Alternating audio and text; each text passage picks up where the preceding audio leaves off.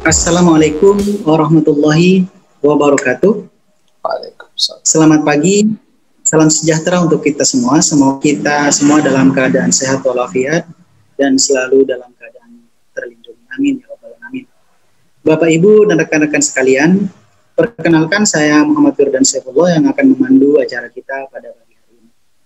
Pagi ini secara khusus Pusat Studi Hukum Energi dan Pertambangan PUSEP hadir mengisi pagi Anda semua dalam rangka penyampaian catatan akhir tahun sektor energi dan pertambangan sepanjang tahun 2020. Bapak, Ibu, dan rekan-rekan sekalian, sektor energi dan pertambangan merupakan cabang produksi yang penting bagi negara karena menguasai hajat hidup orang banyak. Konstitusi kita menegaskan bahwa bumi, air, dan kekayaan alam yang terkandung di dalamnya dikuasai oleh negara dan digunakan untuk sebesar-besar kemakmuran rakyat. Hal tersebut diatur dalam Pasal 33 ayat 2 dan ayat 3 konstitusi kita. Ketentuan tersebut sejatinya merupakan pijakan dasar bagi perekonomian nasional dan tata kelola energi dan pertambangan yang senantiasa harus menjadi pegangan di setiap pengambilan kebijakan oleh pemerintah dan juga pedoman bagi pelaku usaha sektor energi dan pertambangan. Hal tersebut dimaksudkan agar pengelolaan energi dan pertambangan dilaksanakan berdasarkan hukum dan keadilan, serta berorientasi pada terwujudnya kemakmuran rakyat yang berkelanjutan, serta pembangunan nasional yang berkelanjutan. Bapak, Ibu, dan rekan-rekan sekalian, Pusat Studi Hukum Energi dan Pertambangan merupakan lembaga riset dan advokasi di bidang hukum energi dan pertambangan yang berkomitmen mendukung dan melakukan pemantauan terhadap pemberitaan media terkait dengan pengelolaan energi dan pertambangan minerba agar sesuai dengan semangat Pasal 33 tersebut.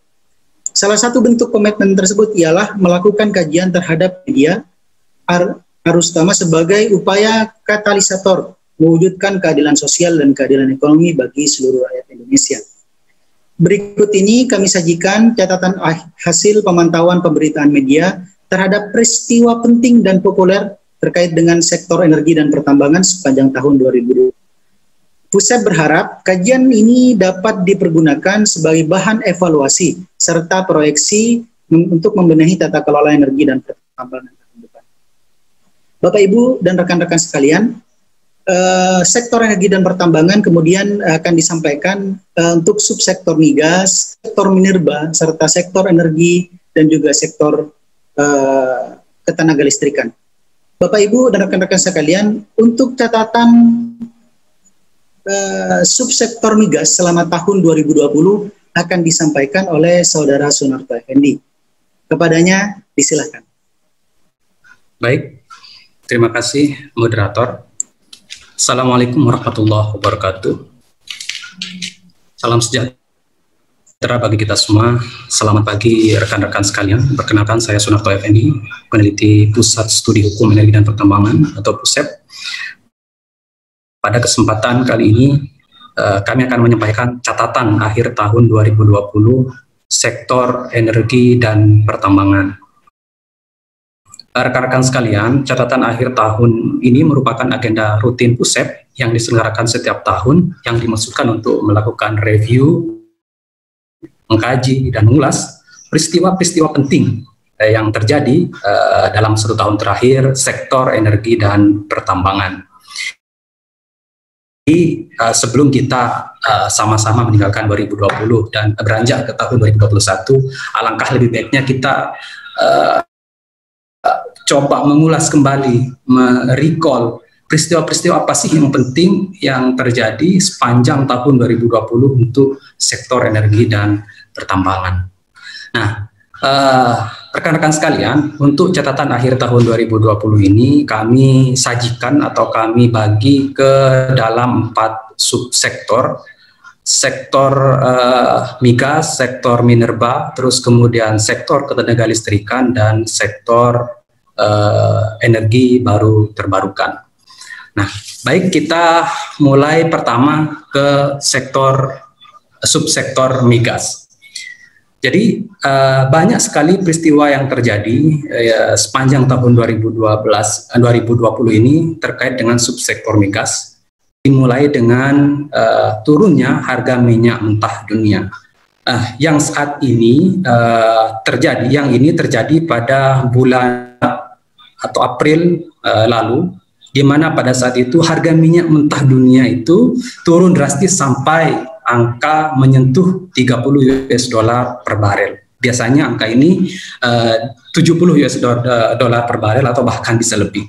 Nah, adapun penyebab daripada turunnya minyak mentah dunia ini selain karena politik internasional, salah satunya juga disebabkan oleh pandemi COVID-19.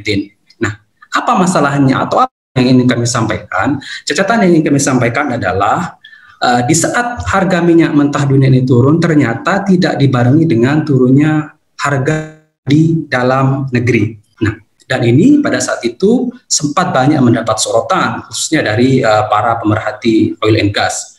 Nah, ada minyak mentah dunia turun, tapi kenapa kok harga BBM di dalam negeri tidak turun? Nah, ini berbanding terbalik ketika misalkan harga minyak mentah dunia itu naik. Nah, biasanya pemerintah ini buru-buru menaikkan harga BBM. Jadi saat harga minyak mentah dunia itu turun, kemudian harga BBM di dalam negeri ini tidak turun juga, artinya banyak margin yang diambil oleh migas negara ini, kemudian juga dinikmati oleh perusahaan migas swasta dan juga perusahaan migas asing yang ada di Indonesia.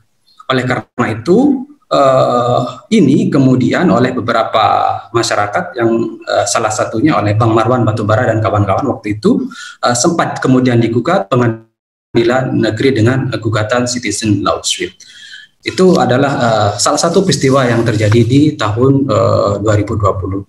Selanjutnya kalian, yang kedua adalah terkait dengan hengkangnya Shell dari Blok Masela. Pada Juli 2020, Shell menyatakan mundur dari proyek Blok Masela dan akan melepas sahamnya sebesar 35%. Nah, hingga saat ini masih proses, diperkirakan memakan waktu 18 bulan sejak dimulai dari pertengahan kemarin dan ditargetkan akan selesai pada Desember 2021. Nah, apa catatannya? Catatannya adalah mundurnya Shell dari Blok Masela ini, dari proyek gas abadi ini, semakin menambah kompleksitas permasalahan yang sebelumnya memang sudah ada, yaitu ini sudah pernah mangkrak selama 20 tahun lebih. Kemudian terkait dengan kepastian pembeli gas hasil produksi dari Blok Masela, ini adalah masalah-masalahan yang sebenarnya memang sudah ada. Gitu. Ditambah lagi setelah Shell ini hengkang, kemungkinan besar Inpex juga akan mengkaji lebih lanjut tingkat keekonomian proyek tersebut.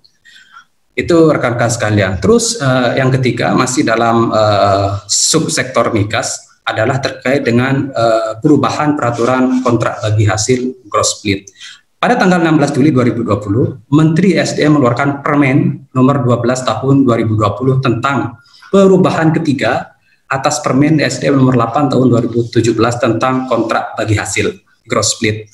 Ada beberapa pasal yang berubah di dalam peraturan baru tersebut, yang pada intinya ada adanya perubahan bagi kontraktor kontrak kerjasama yang bisa memilih menggunakan skema gross split atau cost recovery.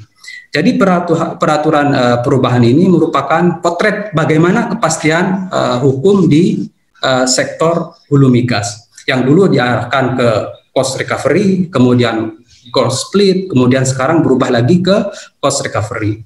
Nah, catatannya adalah ini merupakan salah satu wujud ketidakpastian hukum dalam tata kelola migas, dalam pengusahaan migas, dan ini juga menjadi tentunya nyaman bagi para pelaku usaha migas. Dan ini salah satu catatan penting di subsektor migas. Baik, next. Selanjutnya adalah terkait dengan tumpahan minyak di Pulau Bari. Ini juga merupakan salah satu case yang terjadi pada pertengahan tahun 2020, tepatnya pada tanggal 11 Agustus 2020, yaitu di mana pada waktu itu ditemukan tumpahan minyak di Pulau Bari, Kepulauan Seribu, DKI Jakarta. Nah, sampel terhadap tumpahan minyak ini sudah diambil dan hingga saat ini masih dalam proses investigasi dan penelitian. Ini merupakan salah satu problem lingkungan hidup. Ini berharap kasus ini dapat segera ditemukan apa penyebab dan siapa pelakunya. Selanjutnya rekan-rekan sekalian adalah ini yang kelima adalah salah satu peristiwa yang sempat juga menghebohkan di tahun 2020, yaitu kerugian Pertamina di semester 1 2020 yang saat itu mencapai angkanya 11 triliun lebih. Nah, ini sempat heboh karena apa? Karena pada awal-awal Komisaris Utama Pertamina Pak Basuki Cahayapurnama sempat pernah mengatakan bahwa mengurus Pertamina secara meremaja rugi, artinya apa? Tidak akan rugi dan pasti untung. Tapi kemudian di semester pertama itu rugi, bahkan sampai menyentuh angka 11 triliun lebih. Nah, kenapa ini bisa rugi? Waktu itu memang pihak Pertamina sempat memberikan statement bahwa kerugian Pertamina ini disebabkan oleh pandemi COVID-19. Namun juga kita bisa pahami bahwa bisa saja kerugian tersebut ada penyebab-penyebab lain, misalkan karena ini terus kemudian karena beban negara yang harus ditanggung oleh Pertamina, seperti program program BBM satu harga di pelosok negeri yang harusnya ini menjadi beban negara. Atau bisa saja karena Pertamina salah urus atau ada penyimpangan di dalamnya. Tapi apapun itu, inilah yang terjadi. Faktanya adalah pada semester 1 2020 Pertamina yang biasanya sebelumnya itu untung besar, namun rugi yang mencapai angka 11 triliun lebih. Terus selanjutnya rekan-rekan sekalian terkait dengan lifting migas, ini merupakan catatan kita juga, bahwa realisasi lifting migas pada semester 1 2020 masih di bawah yang ditetapkan oleh APBN, yaitu masih 89,3% dari target APBN kita. Kemudian mengalami perbaikan pada kuartal ketiga. Lifting minyak saja pada kuartal ketiga itu mencapai 100,2% dari target APBN perubahan. Selanjutnya adalah, ini juga Undang-Undang Cipta Kerja Sektor Migas. Ini rekan-rekan sekalian juga menjadi catatan kami di tahun 2020 bahwa Undang-Undang Cipta Kerja Sektor Migas sempat mendapat banyak sorotan dari berbagai kalangan, sempat didemo juga waktu itu. Nah, ini banyak yang disasar di dalam Omnibus Law Cipta Kerja ini, salah satunya adalah Undang-Undang migas yang menjadi sasaran daripada Undang-Undang Cipta Kerja ini. Nah, salah satu tujuan atau di antara tujuan dibentuknya Undang-Undang Cipta Kerja ini adalah dalam rangka untuk memperbaiki perizinan serta untuk mempermudah dan meningkatkan investasi. Tapi ternyata Undang-Undang Cipta Kerja Sektor Migas sama sekali tidak ada hubungannya dengan perizinan dan sama sekali tidak ada hubungannya dengan kemudahan investasi. Artinya apa? Artinya tujuan Undang-Undang Cipta Kerja untuk memperbaiki perizinan dan kemudahan investasi di sektor migas itu tidak tercapai. Ini adalah catatan kita. Nah, terus kemudian yang selanjutnya rekan-rekan sekalian adalah tentang RUU Migas.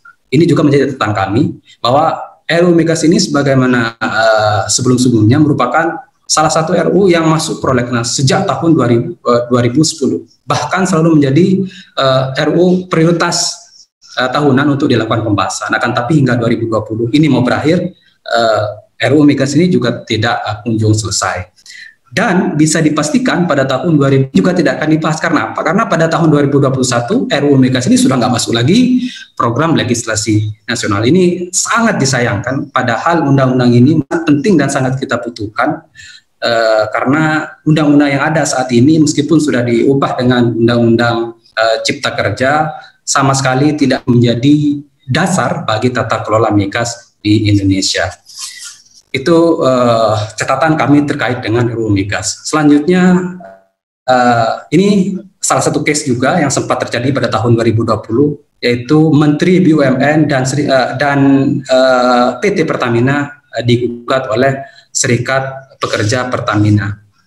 Nah, ini terjadi pada sekitar bulan Agustus, bahwa pada waktu itu Menteri BUMN Erick Thohir dan juga PT Pertamina digugat oleh Serikat Pekerja Pertamina dengan gugatan perbuatan melawan hukum ke Pengadilan Negeri Jakarta Pusat.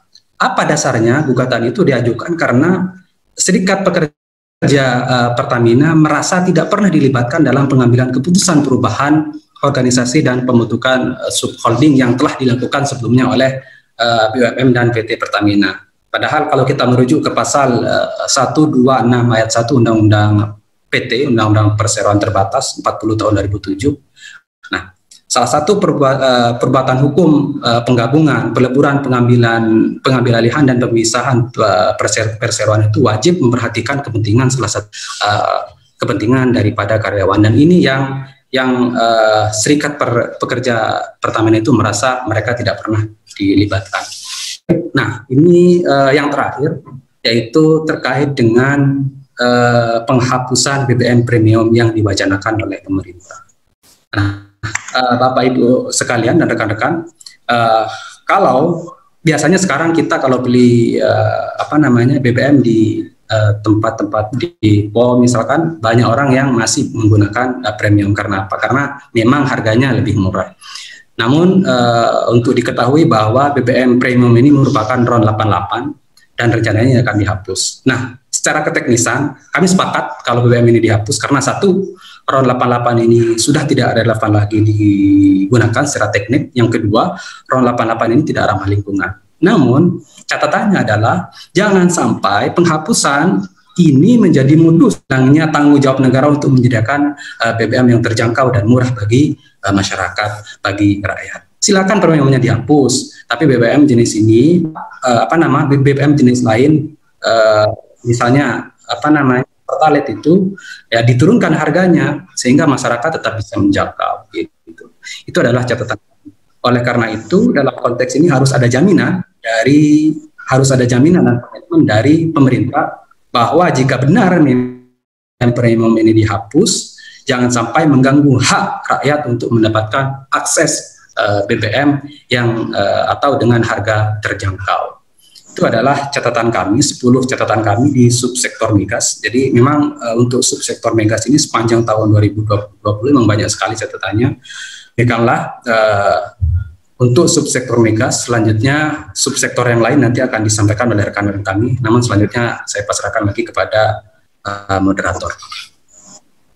Baik, terima kasih Saudara Sunarto Effendi yang telah menyampaikan catatan mengenai subsektor migas dan peristiwa yang terjadi terkait subsektor migas selama tahun 2020.